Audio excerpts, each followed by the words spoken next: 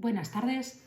Hoy vamos a atacar el tema de las viviendas de protección oficial, que disfrutan de un montón de beneficios a lo largo de las tres modalidades del impuesto sobre transmisiones patrimoniales y actos jurídicos.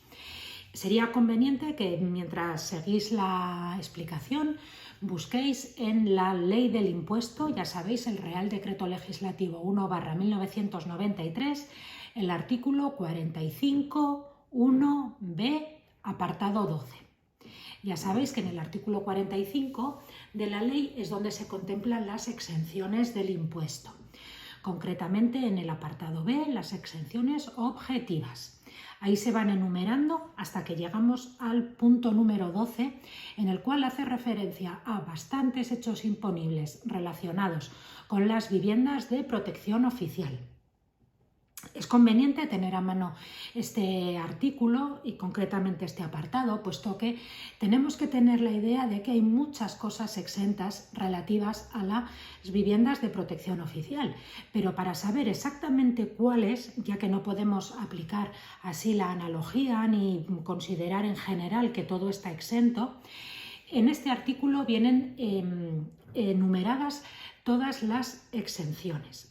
Si bien luego veremos que hay algunos beneficios fiscales más, aparte de estos, por ejemplo, en la Ley 10/2017 de la Comunidad Autónoma de La Rioja, en la cual se consolidan medidas fiscales que afectan a este impuesto, y en el artículo 45 también hay un beneficio que hace referencia a las viviendas de protección oficial. Pero para ir por orden, vamos a empezar con los hechos imponibles que están exentos, que son los que recoge, como decíamos, el artículo 45.1b12 de la Ley del Impuesto, del texto refundido. Entonces, si lo tenéis delante, podéis ir leyendo conmigo porque los vamos a ir enumerando. Dentro de este apartado, el subapartado A recoge que están exentas las transmisiones de terrenos, solares, la cesión de derechos de superficie para la construcción de edificios en régimen de VPO y también los préstamos hipotecarios solicitados para adquirir todos estos solares, terrenos en la modalidad de acto jurídico documentado. Entonces, no por la parte de transmisiones, sino en la parte de acto jurídico documentado, los préstamos hipotecarios que se solicitan para adquirir solares, la adquisición de los terrenos solares y derechos de superficie, si fuera el caso, para construir en ellos viviendas de protección oficial. El punto B va un pasito más adelante en lo que sería la cronología lógica de la construcción de un edificio de VPO. Por eso también están exentas las escrituras públicas otorgadas para formalizar los actos o contratos relacionados con la construcción de edificios en el régimen de VPO, siempre que se hubiera solicitado dicho régimen a la administración competente en materia de vivienda.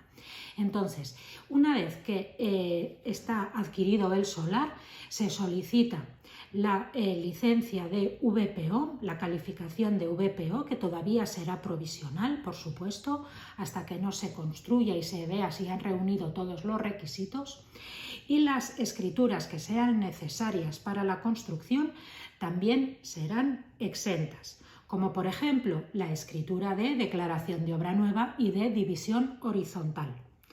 Más discutible, y seguramente no esté exento, van a ser casos como agrupaciones, segregaciones, etc., puesto que es difícil justificar que sean imprescindibles para construir las viviendas de protección oficial, ¿de acuerdo? Pero igual que en el apartado A, la adquisición de los solares y los préstamos hipotecarios sujetos a AJD, exentos. Las escrituras necesarias para la construcción, tales como la declaración de obra nueva y la división horizontal, exentas, ¿de acuerdo? También las escrituras dirigidas a formalizar la primera transmisión. Ya sabéis que La primera transmisión de las edificaciones está sujeta y no exenta de IVA, es decir, está sujeta a IVA. No está sujeta a la modalidad de TPO, sino a la de AJD, la modalidad de AJD, que es la modalidad compatible con el IVA. Bien, pues este acto jurídico de la primera transmisión de una vivienda de protección oficial también está exento, ¿de acuerdo? ¿Y qué está exento también? Pues la constitución del préstamo hipotecario para adquirir estas viviendas. Bien, desde que cambió quién era el sujeto pasivo para la adquisición, para el sujeto pasivo en la constitución de los préstamos hipotecarios, en el impuesto que se produce en la modalidad de AJD, antes eran los particulares, ¿de acuerdo? Ahora el sujeto pasivo son los bancos, pero bueno, lo cierto es que la constitución de una hipoteca que venga aparejada por un préstamo para adquirir una vivienda de protección oficial está exento, ¿de acuerdo? Esto evidentemente puede dar como consecuencia unas mejores condiciones para los adquirentes, puesto que el banco no tiene que soportar esta carga de pagar el 1% de la responsabilidad hipotecaria. ¿De acuerdo? También en el apartado E se nos habla que están exentas la operación societaria de constitución y ampliación de capital de sociedades destinadas exclusivamente a construir viviendas de protección oficial. Bueno, este beneficio ha quedado ya un poco desmerecido, puesto que ya todas las operaciones de constitución y ampliación de capital, como hemos explicado en otro vídeo, en el de las operaciones societarias, desde el año 2008, están exentas para todo el mundo. Pero esto es un remanente que viene de antes y por eso ya de siempre o desde que estuvo en vigor este apartado, ya estaban exentas. Ahora están exentas todas, pero las de VPO ya venían estando exentas desde antes. Bien, por supuesto, todos estos hechos imponibles están sujetos a unas condiciones. Esas condiciones son que efectivamente se destinen al uso para el que son, es decir, si primero se obtiene una calificación provisional, la exención del impuesto se concede de forma provisional, es decir, que corresponde ver cómo termina todo el proceso de construcción del edificio, porque si finalmente no se obtiene la calificación definitiva de VPO, pues lógicamente la exención tampoco sería aplicable, ¿de acuerdo? Es decir, en principio sí que se concede la exención de forma provisional, pero lógicamente es necesario reunir todos los requisitos para ver que la calificación es definitiva y se obtiene, por tanto, la exención de forma definitiva. Bien, pues resumimos. ¿Qué hechos imponibles pueden estar exentos de todos los hechos que se pueden producir a la hora de adquirir o construir una vivienda de protección oficial? Pues desde la compra del solar, la constitución de hipoteca para la adquisición del solar, las escrituras que tengan que ver con la construcción, como la declaración de obra nueva y la división horizontal, la primera transmisión de las viviendas de protección oficial, la constitución de préstamos hipotecarios destinados a adquirir la vivienda de protección oficial y también las operaciones societarias como constitución y ampliación de capital, aunque ya dijimos que con una normativa posterior ya todas las operaciones societarias de este tipo están exentas, si bien en VPO venían desde antes. Todas ellas se conceden con carácter provisional a falta de ver que a lo largo del tiempo reúnen todos los requisitos.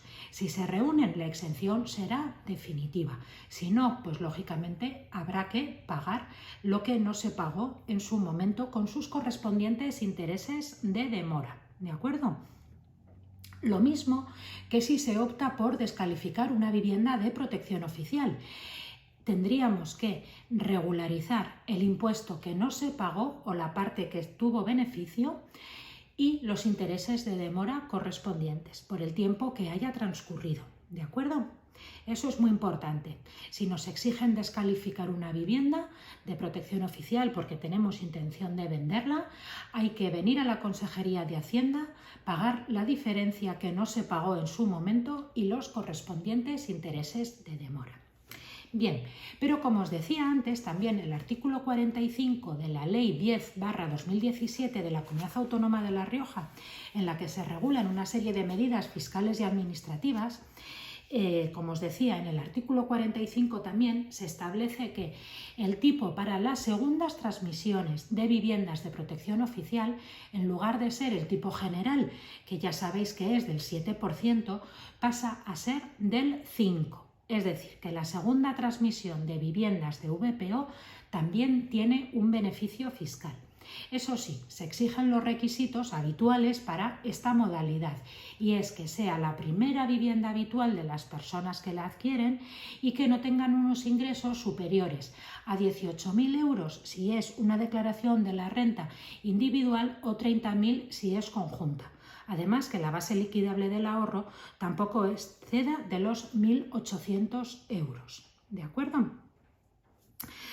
Ahora bien, si estos requisitos, por ejemplo, de renta o de que sea la primera vez que se adquiere una vivienda habitual, solo los cumple, por ejemplo, hay dos compradores y solo los cumple uno, es lo que se llama un caso de solidaridad fiscal. En este caso, entendiendo, por ejemplo, que en una sociedad de gananciales están comprando el 50% cada cónyuge, sí que se le permite a cada uno por su parte hacerse con el beneficio fiscal. ¿De acuerdo? Es decir, si uno sí que tiene unos ingresos, hacen la declaración de la renta individual, y uno sí que tiene unos ingresos inferiores a 18.000 euros, pero el otro no, ¿vale? Pues el que tiene los ingresos inferiores puede acogerse al tipo del 5%, puesto que partimos de la premisa de que la vivienda era de protección oficial, y el que no reúne todos los requisitos, pues lógicamente por su parte, en su proporción, pagará al tipo del 7%. ¿De acuerdo? Y eso sí, el beneficio fiscal que hemos mencionado antes de los préstamos hipotecarios para la adquisición de una vivienda habitual también operan en este caso.